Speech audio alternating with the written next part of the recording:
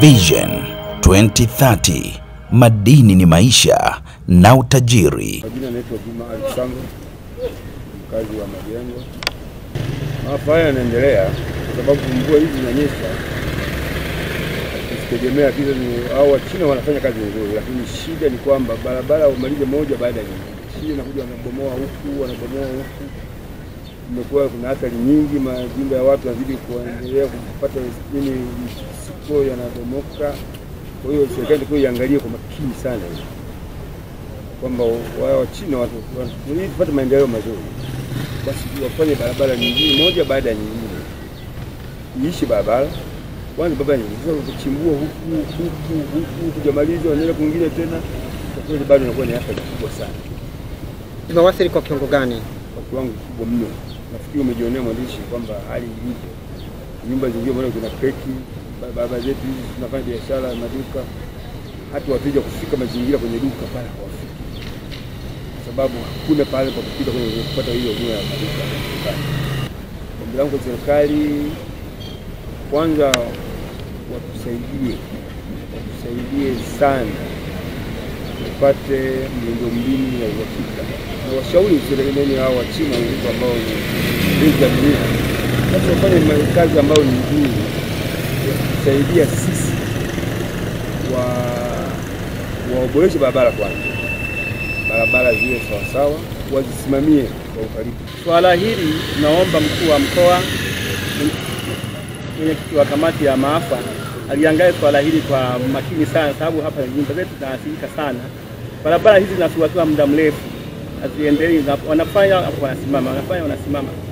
Naomba mkuu wa mkoa atusaidie pamoja na mkuu wa wilaya yetu ya Kahama, wafike waangalie maeneo haya ambayo yameathirika. Watu tunateseka sana, wakazi wa Majengo tumeathirika na maji, hasa hawa wanaochimba kutengeneza barabara hazijakaa vizuri, wanachelewesha sana. Kwa hiyo tunakaa kwa hofu sana. Kwa jina naitwa Mohamed Amruni au kwa jina maarufu Tumeni. Sasa unapozungumzia haya mafuriko yametokana na miundombinu. Unajua miundombinu mingi inatengenezwa lakini bado haijakamilika. Kwa hiyo hamna msingi hamna nini. Sasa ukuta maji yameshindwa sehemu ya kupita, yamepita kwenye makazi ya watu. Na hii ni mvua ya siku moja tu ambayo nadhani wewe mwenyewe mtangazaji umeiona. Watu wengi sana jana wamepata maafa, wamevamiwa na maji hadi ndani. Kwa hiyo kikubwa kuongelea mafuriko ni kwa sababu ya miundombinu. Tatizo wanalifahamu na siku nyingi, na ni tatizo pia la kiserikali, kwa sababu kama wanalifahamu na siku nyingi, na wao ndio wametoa hii tenda. Kwa hiyo wanafahamiana na wahusika, sijui maelewano yao. Kwa majina ni Said Juma Hamisi, mimi ni bodaboda dereva pikipiki hapa Kimena Majengo. Kiukweli mvua imetuathiri sana, inaharibu barabara zote ambazo zilikuwepo, na kweli tunaomba serikali kwanza iingie kati hili swala. Sababu gani? Mchina amepewa kazi ya kutengeneza barabara, alafu hapo na serikali inamlaumu kama Mchina ndiye karibu barabara. Je, kama Mchina analaumiwa na serikali inamlaumu Mchina, tufanye nini? Cha kufanya kama serikali, tunaomba serikali iingie kati hili swala, sababu nyumba za watu zinaenda kubomoka. Sasa nyumba inapobomoka tutaishi wapi? Mchina analaumiwa kama amepewa hela atengeneze barabara lakini atengeneze. Je, kama serikali imetoa hiyo fedha kwa ajili ya kutengeneza barabara, kwa nini Mchina asikamatwe? Akikamata awekwe ndani kwa ajili ya hiyo hela ambayo amepewa kutengeneza barabara. Lakini sasa sisi tunapoona sio kweli, Mchina hajala hela yote, na maana kama amepewa hela ya serikali ingeingilia kati, kaingia hiyo swala, kaangalia hili swala, ikarekebisha.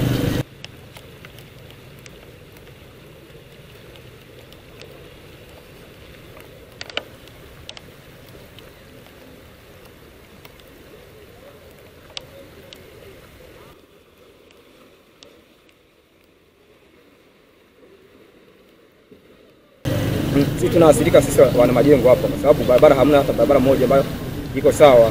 Barabara ni mbovu zote, serikali ingilie kati, angalie itupe barabara kweli. Sisi tunaumia sana, hatuna pa kupita. Naomba Mama Samia ingilie kati hili swala, sababu Mchina amepewa kazi ya kutengeneza barabara, lakini sasa barabara hata moja haipo. Yote ni mbovu, watu wamelala mpaka sasa hivi hawajaamka. Kwa sababu nini? Barabara hatuna, tunapita wapi? Tutafikia wapi ugali? Sisi tunafanya kazi za mabosi, tunalipa hela kila siku shilingi 10,000. Hatuna barabara, tunapita wapi?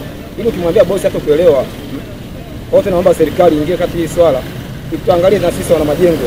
Hatuna barabara hata moja kwa Kahama nzima kiujumla. Mchina anafanya kazi kila siku, lakini sasa kazi yake hatuioni. Serikali inafanya kazi gani sasa? Serikali ipo na kutoka mwanzo ipo. Na wanasingizia kama mvua inanyesha. Sasa hiyo mvua toka mwaka wa kwanza dunia inaumbwa, mvua inanyesha. Mvua haijakata mpaka sasa hivi. Sasa inakuwaje tena mvua ilaumiwe? Asante sana. Naitwa Franki Geoffrey Danda. Ni mkazi wa Kahama, pia najihusisha na ujenzi wa barabara ya manispaa ya Kahama. Kwa tukio la jana au kwa mvua zinazoendelea kunyesha jana, zimeharibu miundombinu na zimeharibu barabara pia, lakini barabara iliyoharibika ni zile ambazo zinaendelea kujengwa.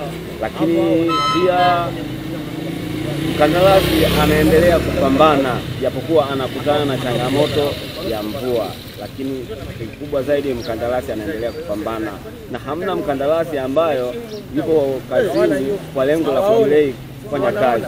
Lengo kubwa la mkandarasi ni kufanya kazi na kazi iishe, lakini changamoto ni nyingi. Changamoto kubwa ni nini? Ni mvua, lakini tunapambana na kazi itaisha kwa muda mwafaka. Kwangu mimi naweza kusema wananchi kwanza wawe wapole. Ujenzi wa barabara una changamoto nyingi. Changamoto mojawapo ni hiyo ya mvua. Kwa hiyo kikubwa zaidi wananchi wawe wapole, lakini tunaelekea msimu wa kiangazi, na imani mkandarasi atafanya vizuri na atapambana, sababu nipo ndani ya ujenzi. Najua kitu gani mkandarasi anachopambana nacho, najua kitu gani mkandarasi kinamnyima usingizi. Kwa hiyo kikubwa zaidi wananchi wawe wapole. Kwa majina naitwa Miligo Zakaria, ni mwenyekiti wa serikali ya mtaa Majengo. Jana majira ya saa 10 tarehe 6 ilinyesha mvua kubwa sana hapa Kahama na ikaleta adha ya mafuriko katika eneo la Majengo. Kwa kweli maji yameingia kwenye nyumba za watu, lakini kwa ushirikiano na wananchi tumejitahidi kuweza kuyatoa. Tunachohitaji tu ni kutengeneza miundombinu, na sisi miundombinu serikali inaendelea kufanya. Wananchi waendelea kutuvumilia kwa sababu muda sio mrefu hali itakuwa nzuri. Na washukuru wananchi, kila maji alipokuwa anaingia kwenye nyumba ya mtu, majirani walikuwa wanakuja kumsaidia mwenzao. Lakini barabara ambayo ina shida sana ni barabara ya bondeni.